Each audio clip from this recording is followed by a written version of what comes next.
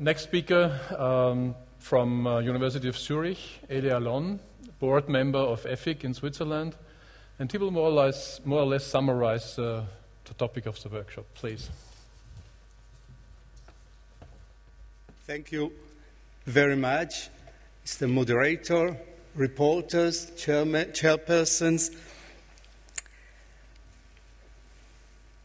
When I saw first disclosure statement, I have to admit that I receive sometimes money from industrial companies for lectures, for traveling, not for this meeting, and I don't think that in this meeting there's any influence of pharmaceutical companies on what I'm going to say.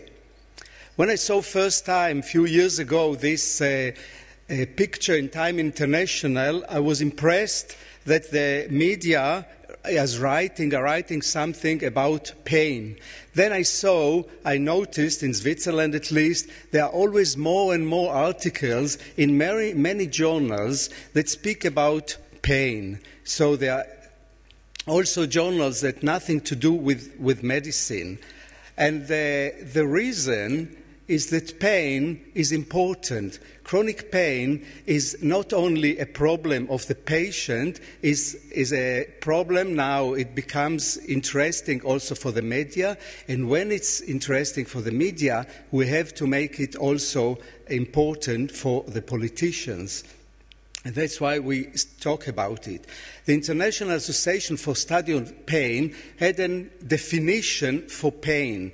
Pain is an unpleasant sensory and emotional experience associated with actual or potential tissue damage or described in terms of such damage. So you see also here, you don't speak about a symptom, you speak about more. Pain is a symptom, but it's not only a symptom, it's much more than a symptom. The European Federation of Pain Societies is gaining recognition in the European Union. EFIC is mentioned as a trustworthy website and linked in the list of links of non-governmental organizations under many words that can you do, medicine, treatment, other non-communicable diseases, cancer and other infection diseases. And recently, there was a resolution in the European Union in September 2011 representing the European Parliament position on non-communicable diseases. This means that EFIC has the first official recognition by the European Parliament of the relevance of chronic pain. And EFIC had years ago, about 10 years ago already, a declaration. And in this declaration, this was said, although acute pain may reasonably be considered a symptom of disease or surgery, and we spoke about it many times today, chronic, recurrent, persistent pain is a specific healthcare problem, a disease in its own right. And this declaration was published in a book, and this book was signed by many opinion leaders all over Europe, and was also translated in most of the languages that are used in Europe, and they are not only these languages that you can see here. And behind these translations, there are standing people, there are opinion leaders, there are presidents of pain societies, there are officers of their own national societies that agreed to this idea that pain is not only a symptom, pain is a disease. Chronic pain often sets the stage for the emergence of a complex set of physical and psychosocial changes that are integral part of the chronic pain problem. So what happens with these patients? We have some pain conditions that they can cause immobility, and the consequence that the patient is not able to move a part of his body. It can be pain in the face, can cause poor appetite and the consequences in the malnutrition of this patient. Pain can cause disturbed sleep. More than 2/3 of our patients have disturbed sleep that we have to begin our treatment with a treatment of this sleep disturbance. Recently, we saw also in the last lecture that we heard, there are studies that can show also brain imaging with changes correlate to pain severity. So what they did, they show pictures, but it's not sexy pictures. They caused pain and show them picture of beloved person, and they had less pain, and they could see it on the MRI. So you can also show it. The people who suffer from chronic pain has a dependence on medication. We heard about it. And they are not only opioids. They are antidepressive drugs. They are anti-inflammatory drugs. They are anti-epileptic drugs. And they are all drugs used, and they are over-dependent on the family. Patients tell me that they change all their life from the moment they have pain, and they cannot do things that they have to ask family members to do it. There is overuse and inappropriate use of professional health care systems. All of a sudden, they have to go more and more to the doctor, more and more to make diagnosis and treatment, maybe in the hospital. There's a poor performance on the job, inability to work, disability. He's got a pain, it might be headache, it might be backache, he cannot go to work one day, have to leave earlier, then they come home, there's a problem, the people say he didn't go to work, there's problem, isolation from the society and the family, there's anxiety. Anxiety, what will be with my pain? What will be with my job? What will be with my salary?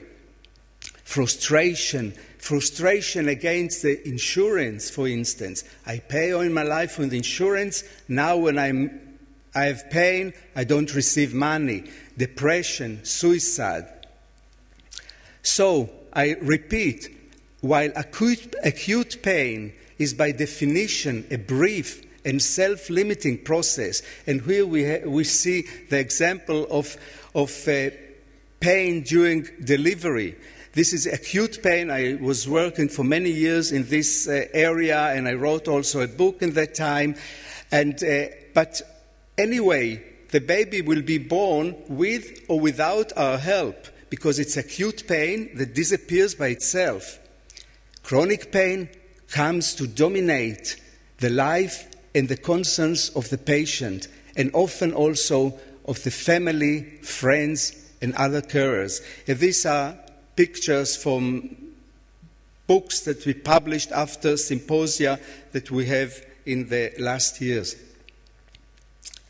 So we might remember, we repeat it very often, but we have to remember, although few people die of pain, many die in pain, and even more live in pain. But when we have effective treatments are associated with reductions in the psychosocial changes associated with this disease. But there are other problems that we have in pain disease. In addition to the severe erosion, the quality of life of the pain sufferer and those around him or her, chronic pain imposes severe financial burdens on many levels.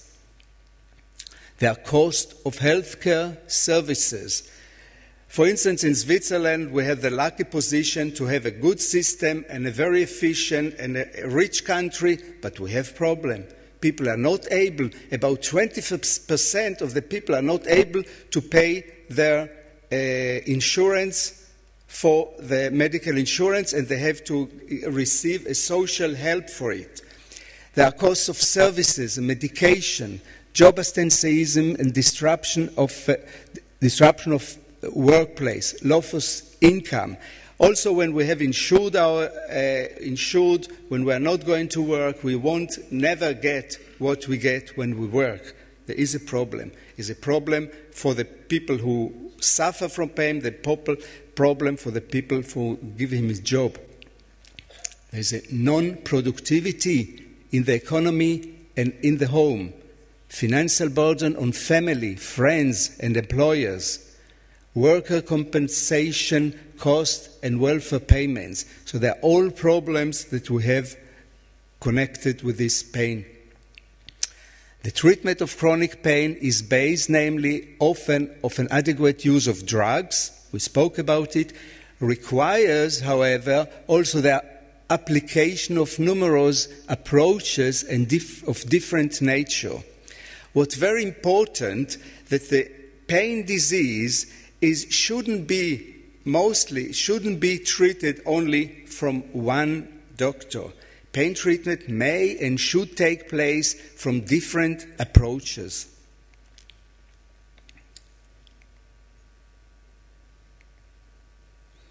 And in fact, pain treatment is done by anesthesiologists, by neurologists, by neurosurgeons, oncologists, orthopedics, psychiatrists, radiologists. So you see, and there are also other specialists that treat pain, rheumatologists. So what we do, for instance, an example in the university hospital, we have every week a pain conference where neurologists, rheumatologists, anesthesiologists and psychiatrists show the patient, they discuss the diagnosis and treatment, and they write here in the picture a common letter to the doctor and says what is the diagnosis of this pain disease and how should it be treated. And this is what should be in many other cases of chronic pain patients. And with these words, I would like to finish and thank you for your attention.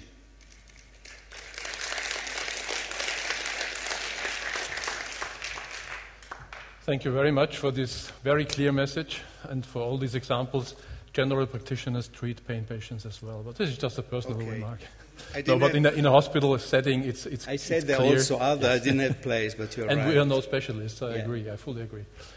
Okay. Any question to this? I mean, I would now strongly encourage people with a different opinion or position, if there are any. Please.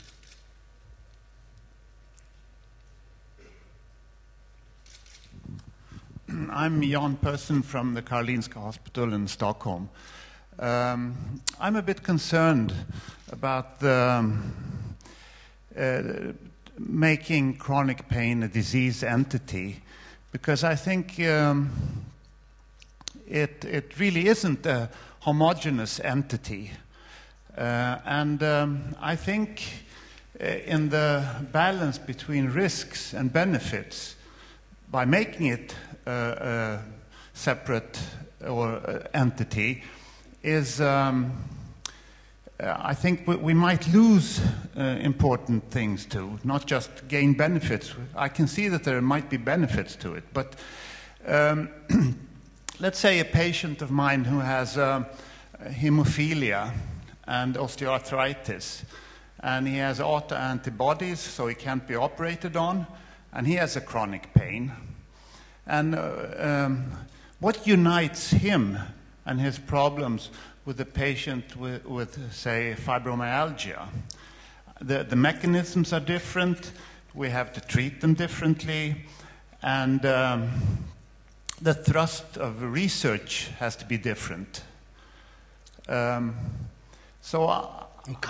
just trying to introduce a note of caution here. I think we might be losing important values if we lump things that are so different together and speak of them as a homogeneous entity when they're really quite different.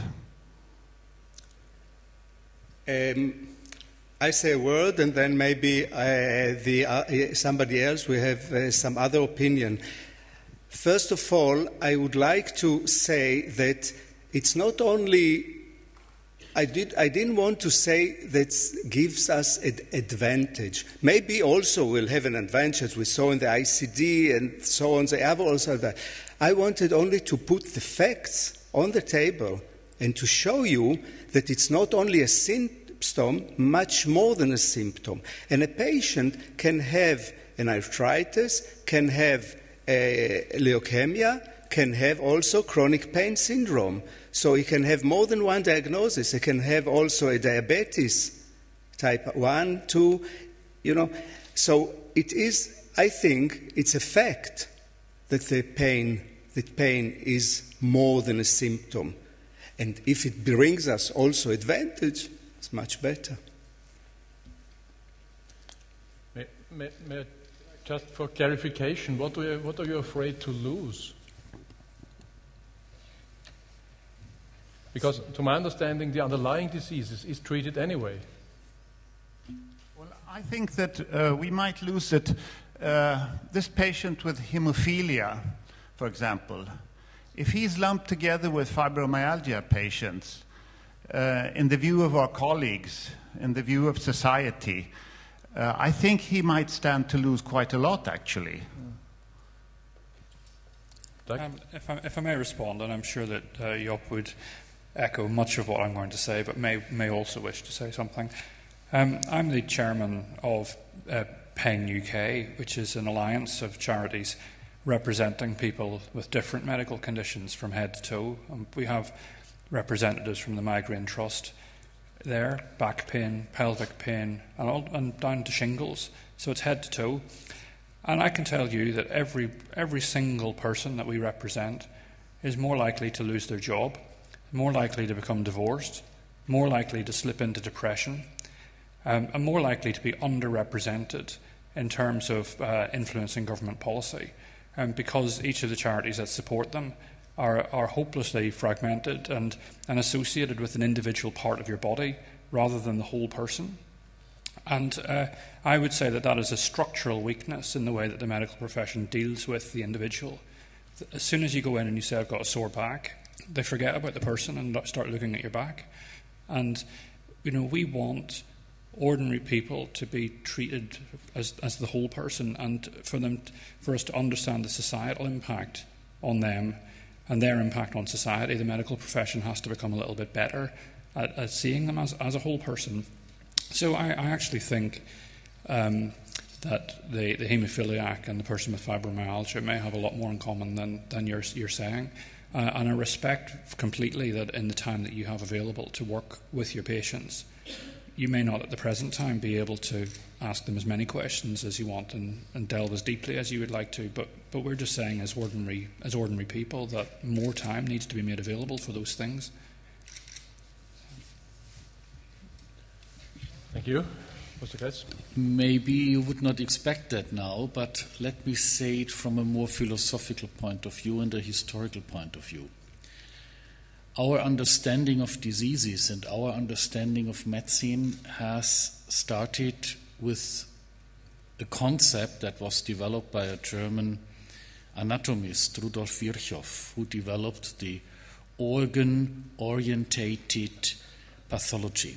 And it changed our thinking, and there was a lot of benefit during the last decades from the middle of the 19th century until now. But it has also narrowed certain aspects when we look at diseases, and that is the aspect that it is not an organ only that has a disease, it is the whole individual, the whole organism that suffers from such a disease. Of course, we were very successful in treating and in using treatments that were exclusively orientated to the damaged organ.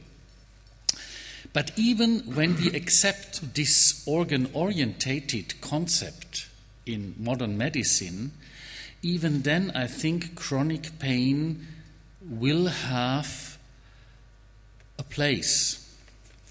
Because when we believe in our basic research results that have been published and produced during the last 10-15 years, then chronic pain sufferers show certain permanent changes in the functioning of the nervous system, and even, as we know now from very recent studies, in the morphology of the nervous system.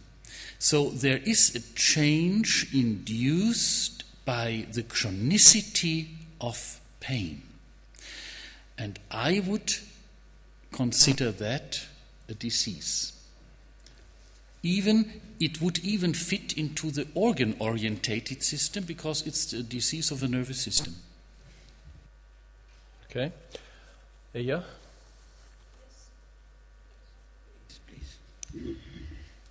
Well, my basic question is that why cannot we accept symptom as a major reason for treating a patient? Why cannot we consider symptoms as important as diseases themselves when prioritizing management or healthcare resources? My concern is that if we consider all chronic pains as a disease, then we may lose a lot in understanding what the basic mechanisms of those diseases are that cause pain, and why some individuals with the same disease do not develop pain and others do. Let's take an example. So if a patient has diabetes and develops neuropathic pain, so what is really the disease and how should it be treated? If we just take the pain away and the disease continues, then that's not a good outcome. But we have to alleviate the pain, because that's the patient's human right, and it is our first duty as physicians. But now, what causes this pain? It's the toxic chemicals that are produced in diabetes, and these toxic chemicals destroy the nerve endings. So the better treatment will be to change the course of the disease with drugs that prevent the nerves from being damaged. But at the same time, we need to look after the pain.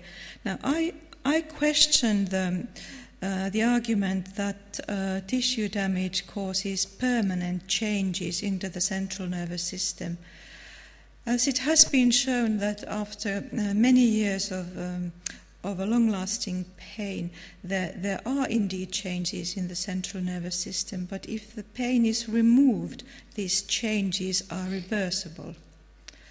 So I think we need to think of the disease and the pain as two separate things, and we need to be interested both in the disease and in the symptom in order to develop both pain management and improvement of the care of the disease itself.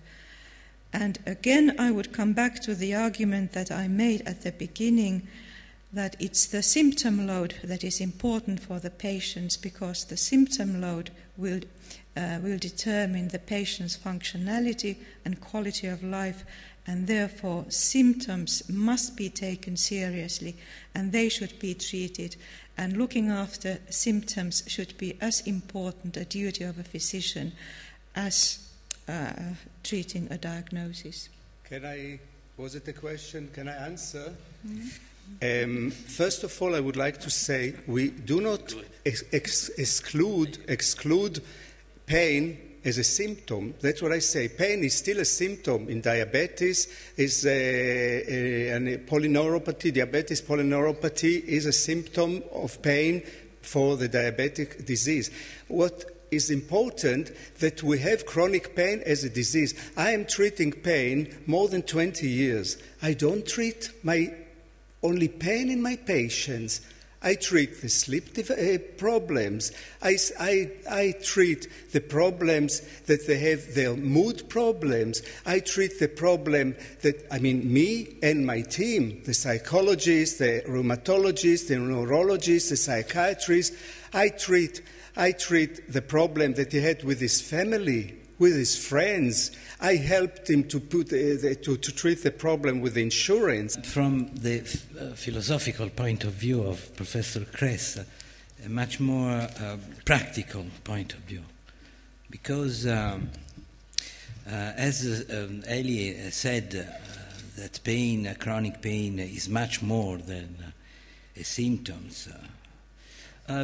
What do you think about hypertension? Hypertension is not a disease. Is a risk factor, but who does not treat hypertension? Because prevent myocardial infarction, cerebrovascular accident, and so and more, and untreated and unrelieved pain. Led to cardiac consequences, such as an increasing of oxygen consumption, an increasing of heart rate, and increasing of myocardial infarction risk. On the pulmonary level, an untreated chronic pain led to increasing risk of pneumonia. On gastrointestinal, of musculoskeletal, and so and more on. We have a mission to do in front of our patients. It's not rhetoric, it's a practical point of view. We have to consider chronic pain as a disease, like as hyperglycemia, in terms of diabetes mellitus, like as hypertension in terms of risk factor for cardiovascular accident, like as hyperuricemia in terms of increasing cardiovascular risk, and so on. And unbelievable that the position, this is my personal opinion, but the position of WHO is really unbelievable. Okay, thank you very much.